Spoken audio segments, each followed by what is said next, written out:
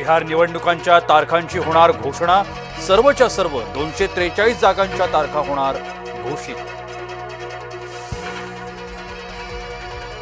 Rummy खेळण्याचे आरोप कोकाटेंनी फेटाळले। रोहित पवारांविरोधात बदनामी खटल्यात कोकाटेंची साक्ष नोंद। पुढील सुनावणी 9 ऑक्टोबरला होणार। लाडकी बहीणमुळे यंदा आनंदाचा शिधा नाही। नुकसानग्रस्तांची ही दिवाळी गोड नाहीच। कमी कालावधीत शिधा वाटप करणं अवघड असल्याची चर्चा। कुख्यात निलेश घायवळचं कार्यालय सील। पुणे पोलिसांकडून कारवाई।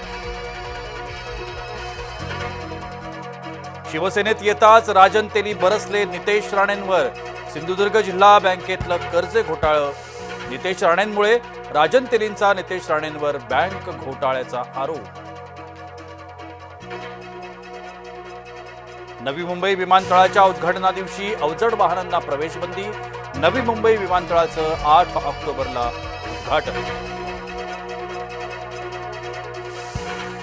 दार्जिलिंगमध्ये अतिवृष्टीचा प्रकोप। भूस्खलनामुळे 20 जणांचा मृत्यू, अनेक जखमी। काश्मीरच्या दोडा जिल्ह्यात भूकंपाचा धक्का।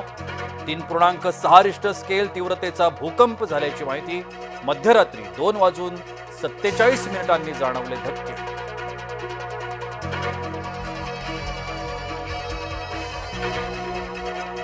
मुश्रीफ आणि बंटी पाटील दोस्तीमुळे राष्ट्रवादीत कुरबुरी।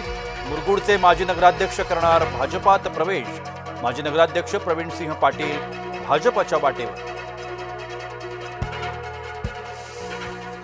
हिंगोलीत अतिवृष्टीमुळे पिकांचं नुकसान। हळद, सोयाबीन, कापूस उद्ध्वस्त। पावसाचा केळीच्या पिकांनाही फटका।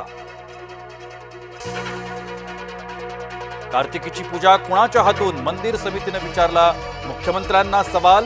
विठोबाच्या पूजेचा वाद मुख्यमंत्र्यांच्या दरबारात।